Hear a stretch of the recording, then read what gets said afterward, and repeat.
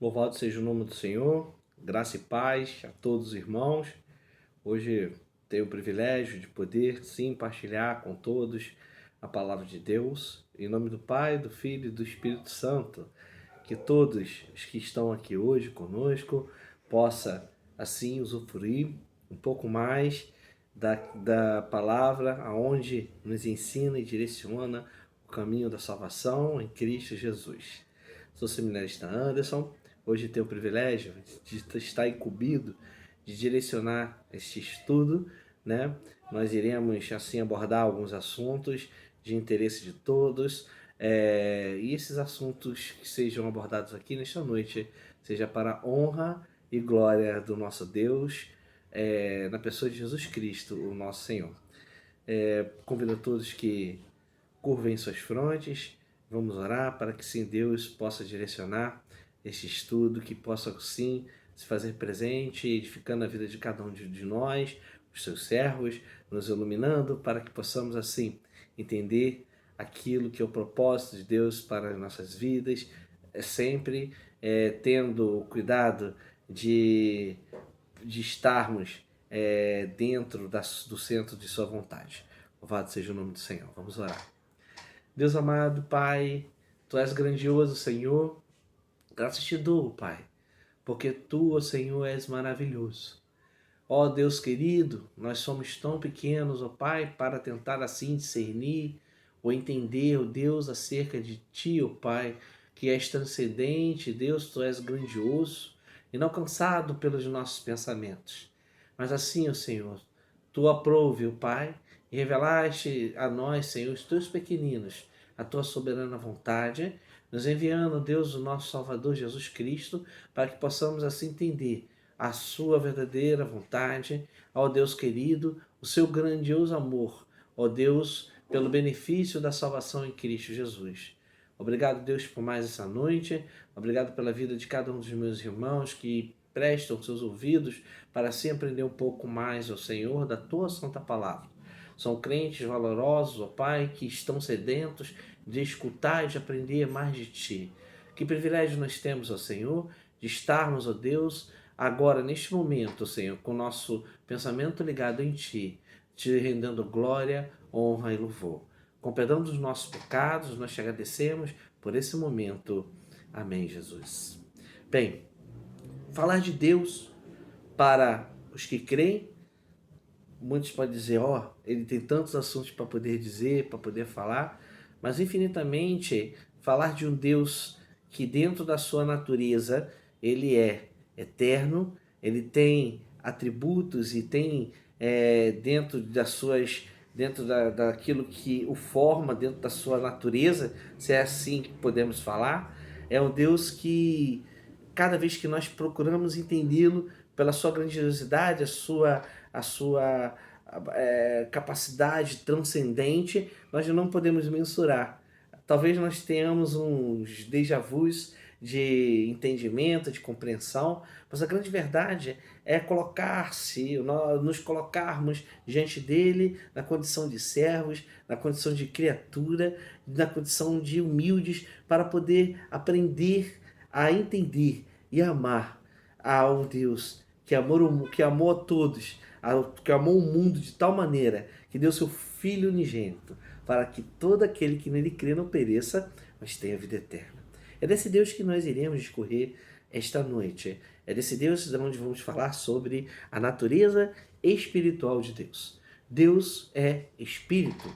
Deus, ele é dentro da nossa realidade metafísica, ele está em um plano superior, em um plano espiritual, em um plano que muitas das vezes Jesus, quando ia falar de Deus dentro dos evangelhos, dentro do relato dos evangelhos, ele muitas das vezes fala, tu não entendes o que digo, porque tu sois de baixo e eu sou de cima. Então, se Jesus é de cima, Jesus, como espírito, como Deus que habitava ao céu, se fez carne para que vivesse em nosso meio. Assim, com o plano de salvação magistral desse Deus grandioso, que mostra ao mundo o beneplácito do seu amor incondicional.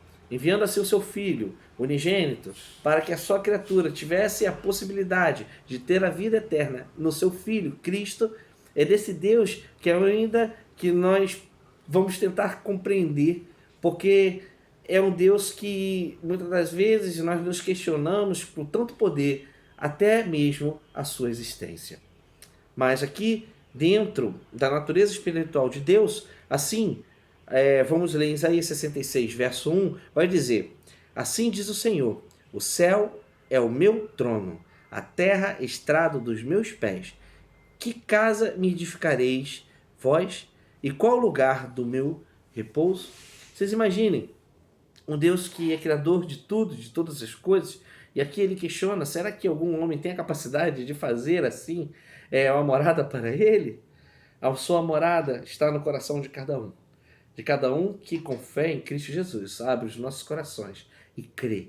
E tudo é possível para o que crê, até mesmo compreender este grande mistério que cerca as nossas vidas, né? Que traz dentro das mentes mais criativas ou menos criativas, não importa, mas o questionamento, e muitos se debruçam dentro da teologia, muitos se debruçam dentro das ciências teológicas para ter a dimensão da compreensão desse Deus maravilhoso. E quanto mais nós estudamos e aprendemos sobre ele, mais desperta o interesse pela sua infinita existência, pela sua existencialidade infinita. Porque nós, se formos analisar Deus da nossa ótica finita, nós não podemos mensurar a sua própria existência. Nós iremos ter um olhar dentro daquilo que nós enxergamos com a nossa cultura, com o nosso olhar humano, né, daquilo que nós enxergamos Deus como nós enxergamos o mundo, né, o mundo material, o mundo que ele é existencial, que nós tocamos, mas Deus, ele é espírito. E, iniciando a parte do nosso estudo, Deus é espírito, disse a mulher samaritana junto ao poço. Assim ela declara a Jesus em João 4:24. Embora seja plenamente pessoal, Deus não vive no corpo e por meio dele, como nós. É por isso não está ancorado numa moldura, espaço, tempo. Nós vivemos e temos um propósito. Nós temos o propósito da nossa existencialidade. É nascer, crescer, reproduzir e morrer. Segundo a teoria que nos permeia dentro das duas teorias do campo dos estudos, que é a teoria criacionista, que acredita na criação, que Deus criou o mundo, o universo, o homem, e a evolucionista, que o homem faz parte da criação de uma evolução, né? Dentro de uma racionalização do pensamento. Cada uma dessas duas vertentes irá defender os seus pressupostos, dentro daquilo que é plausível ao seu entendimento, do seu preparo intelectual, filosófico, epistemológico e etc. Nós, como cristãos, acreditamos na teoria criacionista, da criação, que Deus criou o mundo, Deus criou o universo, criou o homem. Então Deus, como o ser transcendente e a sua natureza espiritual, ela excede o entendimento humano, porque nós vivemos em uma ótica totalmente ancorada em uma moldura ou em um suporte que nós temos um espaço e um tempo determinado no planeta Terra. Assim é para o Senhor. Não vamos entrar nos recursos primitivos dos estudos do pecado original, mas sim moldar o nosso entendimento para que mostrar a nossa fragilidade em contraponto à grandiosidade transcendente de um ser superior. O que me chama muita atenção também, quando nós estudamos Deus e ficamos deslumbrados com os seus atributos, com a sua natureza, com a sua multiforme graça, com aquilo que nós temos e adoramos e amamos nesse Deus maravilhoso que rege as nossas vidas, muitas das vezes me entristece de um homem fazer esse Deus tão grandioso como um de seus empregados, quando determina que Deus deve fazer isso, ou então o questionamento que Deus faz aquilo. Por quê? Pura e simplesmente nós estamos amoldurados em uma concepção meramente humana, em uma concepção onde nós categorizamos as coisas como objeto da materialização do nosso pensamento. Deus não pode ser materializado em nosso pensamento por causa da nossa fragilidade no entendimento da transcendência do seu ser. Deus é além daquilo que nós entendemos e daquilo que nós compreendemos. Então nós podemos ver o significado de transcendência, significa a qualidade, o caráter do que é transcendente, do que ultrapassa o limite considerável, normal e aceitável, inteligência extrema, excesso de perspicácia e sagacidade.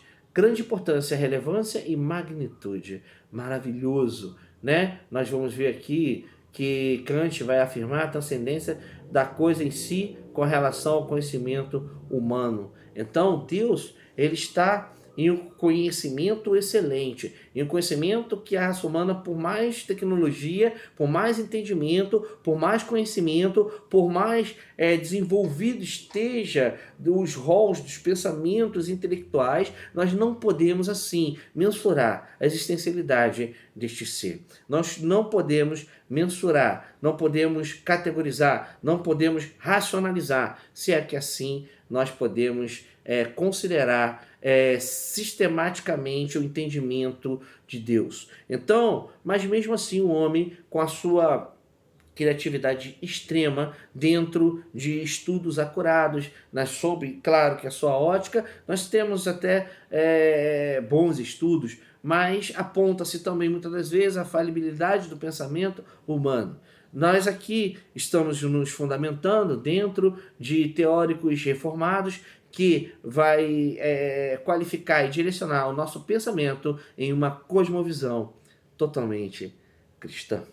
Em primeiro lugar, nós temos dentro da nossa falibilidade, onde nós podemos acrescentar nisso, nós somos marcados pela falta de concentração e controle que o pecado produziu em nós. E aí, essa falta de concentração, de controle, né? Porque nós, por não termos nos controlados e cedido à tentação, né? Isso produz em nós uma instabilidade que é contrária a esse Deus magnífico, a esse Deus excelente. E em primeiro lugar, nós vamos apontar essas coisas advindas do pecado, né? Porque Deus não é limitado pelo espaço, ele está continuamente em todo lugar em sua plenitude, nem pelo tempo. Não há um momento presente no qual ele esteja contido como nós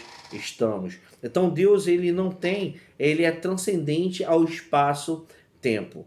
Em um pensamento de um professor estimado, inteligentíssimo, não citaria o nome para não haver constrangimento, mas ele é fruto da minha admiração, ele tentou explicar como que Deus, o comportamento de Deus num tempo e espaço. É como se fosse vários slides, várias pequenas lâminas de slides, né?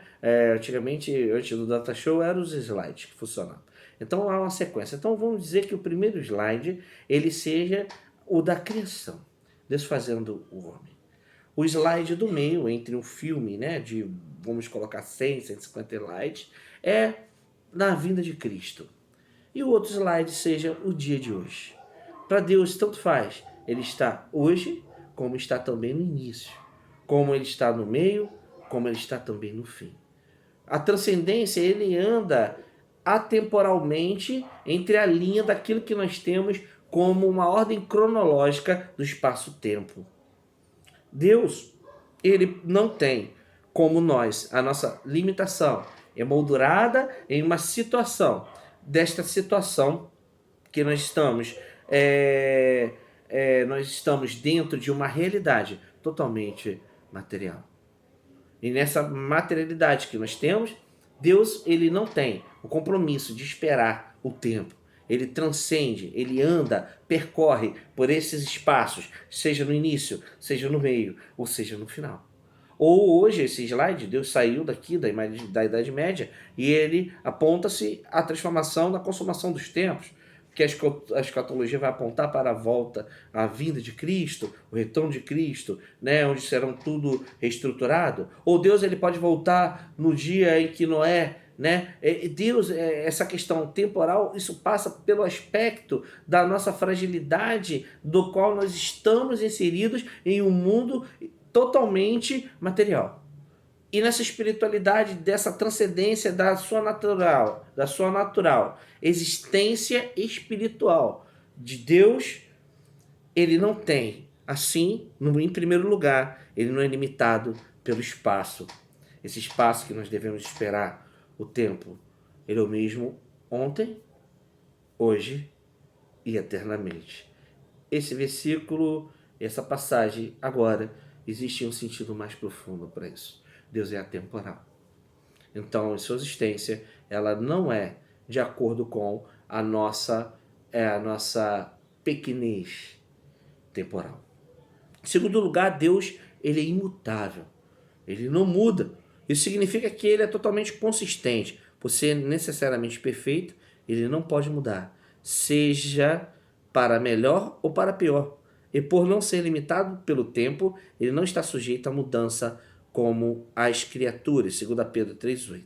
Longe de estar afastado e imóvel, ele está sempre ativo em seu mundo, constantemente fazendo novas coisas surgirem. Você imagina? Deus não está estático, parado. Ele está em movimento a cada instante. Ele não muda. A sua essência, a sua palavra, as suas ações, as suas promessas, elas não voltam atrás. Ele é Deus. Ele, pura e simplesmente, dentro da sua existencialidade perfeita em amor, ele não pode piorar e nem pode melhorar. Primeiro, piorar ele não pode porque é perfeito. Então, portanto, melhorar ele não tem necessidade porque ele já é a perfeição. Então, tudo que ele faz é perfeito. Tudo que ele faz é agradável e perfeito. Tudo que ele pensa, tudo que ele assim distribui, que ele delega, é o melhor. É o melhor. É por isso que nós não devemos ter dúvida desse ser que nós cremos. Na espiritualidade desse ser que, pela força do seu poder, mediante o Espírito Santo derramado aqui como consolador em nossa vida, que aquece os nossos corações, que acende a chama da espiritualidade, de termos o contato com este Deus maravilhoso e a sua natureza. Pela sua misericórdia e graça, é claro. Em terceiro lugar, os sentimentos de Deus não estão fora do seu controle, como os nossos frequentemente estão. Muitas das vezes há um questionamento entre uma coisa e outra. Aqui diz que os teólogos expressam isso dizendo que Deus é impassível e insensível. Porém, aquilo que ele sente, tanto quanto o que ele faz, é uma questão de sua própria escolha deliberada e voluntária, e está incluída na unidade do seu infinito. Ele é infinito. E dentro das suas escolhas, não cabe o nosso questionamento. Onde Deus estava naquele terremoto no Haiti? Onde Deus estava quando o tsunami invadiu o Japão? Onde Deus estava quando houve o ataque de 7 de setembro, derrubou as torres gêmeas do World Trade Center? Esses questionamentos não são passíveis diante da nossa ótica material, nossa ótica imperfeita de tentar entender a presciência da perfeição de Deus, porque os seus sentimentos não são motivados como os nossos sentimentos estáveis. Hoje nós podemos abençoar e amanhã podemos amaldiçoar uma pessoa. Hoje nós gostamos e amanhã deixamos de gostar. Basta sermos contrariados. Deus não é passível de contrariedade. Deus não é passível desse tipo de... Por quê? Desse tipo de sentimento. Ele é, em terceiro lugar, ele não está fora do seu controle, como os nossos controles, como nós estamos frequentemente fora de controle.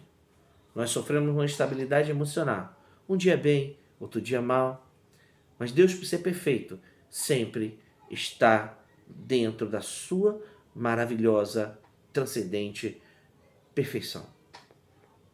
Tudo é agradável e aceitável para ele. Então, ele não pode ter esse tipo de sentimento que nós temos. Nós categorizamos Deus segundo aquilo que nós pensamos e não aquilo que nós conhecemos de fato. O que nos falta é aprender mais e mais de Deus, é aprender como Ele é, em sua essência. Jesus, ao vir aqui e se tornar carne como nós, ele veio falar para a gente qual era a vontade do Pai, determinando um pai cheio de amor, um pai que ele tem compromisso com seus filhos. É um pai aonde que é irredutível para o pecado, porque nele não há pecado, nele não há mal. É um Deus que abençoa os que não se assentam na roda dos escarnecedores, porque é um Deus justo. Não se detém na roda dos pecadores. É um Deus aonde que exige de nós a santidade, porque Ele é santo. Nós devemos buscar a perfeição porque Ele é perfeito, mesmo que imperfeito nós somos. Mas Ele, mesmo assim, sabendo da nossa imperfeição, por Ele ser, seu sentimento não mudar, Ele sempre está de braços abertos, sempre a nos perdoar, porque Ele não muda, porque Ele é imutável. Ele não tem os seus sentimentos relativos ao sentimento humano. Essa questão de, contudo, são abundantes passagens que expressam a realidade das emoções de Deus. Alegria, tristeza, ira, deleite, amor, ódio, sendo um grande equívoco esquecer que Deus sente, embora em forma de necessidade que transcende a experiência emocional de um ser infinito. Que coisa linda. Aqui o autor diz que a alegria, a tristeza, a ira, o deleite, o amor, o ódio, mas é um amor transcendente, é um amor inimaginável de Deus, o Criador, de um Deus que diz em Gênesis que ao cair da tarde descia para falar com a sua criatura, que fez o que tinha de melhor para a gente, e nós traímos a sua confiança. E mesmo assim, Ele nos perdoou em Cristo Jesus e nos fez digno de entrar de novo em sua presença. Louvado seja o nome do Senhor. É desse Deus que estamos estudando.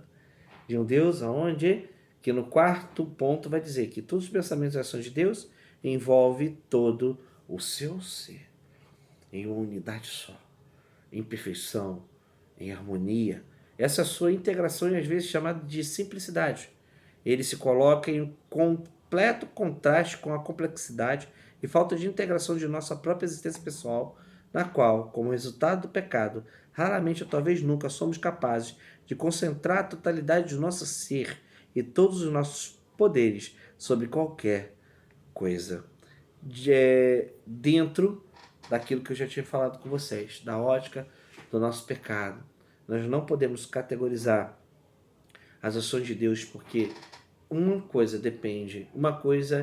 complementa a outra. Ele não mente porque nele não há mentira. Ele não peca porque nele não há pecado. Ele é santo, ele é puro. A palavra dele não pode passar. Você entende? Ele não pode ser tentado porque ele não tenta. E assim, uma coisa vai chamando e a gente vai entendendo e montando dentro da nossa mente a característica de Deus, mesmo que seja primitivo o entendimento, mas que Ele, pela sua misericórdia, nos abençoa e nos dá a capacidade de procurar entender, mesmo que da nossa ótica, dentro da nossa pequenez, mas que o nosso coração fique tranquilo em aprender a conhecer e conhecer mais de Deus. E por fim, no quinto, o Deus que é Espírito deve ser adorado em espírito e verdade, como Jesus ensinou em João 4:24. Em espírito quer dizer com o coração renovado pelo Espírito Santo, nem rituais, nem movimento de corpos ou formalidades devocionais constituem adoração. Sem o envolvimento do coração, o qual somente o Espírito Santo pode induzir em verdade. Significa com base a revelação da realidade de Deus que culmina na palavra encarnada, Jesus Cristo. Antes de mais nada, essa é a revelação que somos como pecadores perdidos do que Deus é para com nós, o Criador Redentor, mediante o ministério mediado por Jesus. Se Deus é Espírito, como nós falamos no início das palavras da mulher samaritana, nós devemos adorar em espírito e em verdade. Ele é Espírito e existe. Existe. Os filósofos tentavam imaginar a figura metafísica. Até mesmo eles racionalizaram o espírito chamando de alma. Na psicologia, a alma a psicologia é o estudo da alma. A alma, isso que nós chamamos de espírito, né? Espírito, alma, corpo. O espírito que vos falo é o espírito de Deus. É o espírito onde Jesus enviou o seu Consolador para que nós não ficássemos órfãos da sua presença. Sua presença também, sua presença espiritual, porque Deus é Espírito. Nós devemos entender e compreender esse mistério, o mistério da Trindade. Deus Pai, Deus Filho e Deus Espírito Santo. O Pai, o Filho e o Espírito Santo. Esses são formados por Espírito. Esse Espírito que habita em nós. Esse Espírito Consolador que nos livra do pecado e do juízo, que nos mostra, que nos exorta, que nos orienta acerca da vontade de Deus Pai, o nosso Criador. Nenhum lugar sobre a terra é atualmente determinado como único centro para adoração. A habitação simbólica de Deus na Jerusalém terrena foi substituída como no velho templo. João 4:23, por sua morada na Jerusalém celestial, de onde Jesus agora ministra. Hebreus 12:22-24. No Espírito, perto está o Senhor, de todos que invocam em verdade. Onde quer que estejam, essa disponibilidade universal de Deus é parte das boas novas do Evangelho. Ela é um delicioso benefício e não deve ser considerada como algo de pouca importância. Nós um dia estaremos em espírito, viveremos com Cristo. Hoje nós devemos viver em nossa condição, em nossa moldura material, em espírito e em verdade, crendo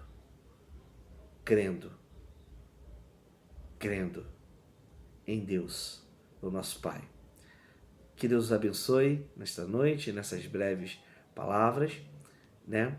Dando continuidade, nós iremos falar de outro atributo que será expresso, chamado de onisciência. Nós vamos desfrutar de um Deus que vê e um Deus que conhece. Ele conhece o íntimo dos nossos corações. Assim como nós hoje tivemos o privilégio de conhecê-lo um pouco mais. Conhecer a transcendência, conhecer uma das naturezas, a natureza espiritual de Deus. E aprofundando mais e mais, que Deus abençoe cada um de vocês. Que possamos, assim, ter essa disposição de querer conhecer, de beber da água, da fonte da vida eterna. Louvado seja o nome do Senhor. Vamos orar agradecendo a Deus pelo término do nosso estudo. Senhor Jesus e Pai, obrigado, Deus, por mais esta noite. Obrigado, Senhor, porque apesar de imperfeito que nós somos e tão grande Tu és, Tu torna-se, Senhor. Oh Deus querido, Tu voltas, Senhor, Teus ouvidos ao nosso clamor e à nossa oração. Obrigado pela Tua misericórdia, porque, o Senhor, nós não somos dignos de ficar, Senhor, frente à Tua santidade, mas nós somos justificados pelo sangue de Jesus, o nosso Senhor. Obrigado, Deus, por tudo, Senhor. Obrigado por nos guardar, Senhor, por nos permitir, ó Deus, aprender um pouco mais da Tua palavra. Ó Senhor, perdoa-os pelos meus erros, ó Deus, eu quero melhorar cada vez em Sua presença. Abençoa cada irmão, Senhor, que escutará, ó Deus, esta mensagem e que estão escutando agora neste momento. Eu desejo, Deus, para a Tua Igreja Santa, ó Senhor, que nós possamos assim voltar, estarmos reunidos, Senhor, frente a frente, em comunhão, adorando a Ti em espírito e verdade. Obrigado, Deus, um Deus tão grandioso, com tantos adjetivos, Senhor, que nós nem podemos mensurar humanamente. Mas, ó Deus, tende misericórdia de nós. Mas, ó Deus, obrigado, Senhor, por tudo. Perdoa os nossos pecados, ó Pai. Guarda-nos, dai-nos uma semana, Senhor, abençoada em Tua presença. Essa oração, Deus, eu te entrego com simplicidade, mas, ó Deus, com muita fé, com muito amor. Nós te amamos, Deus grandioso. Em nome de Jesus, nós te agradecemos. Amém. Até a próxima. Deus abençoe a todos.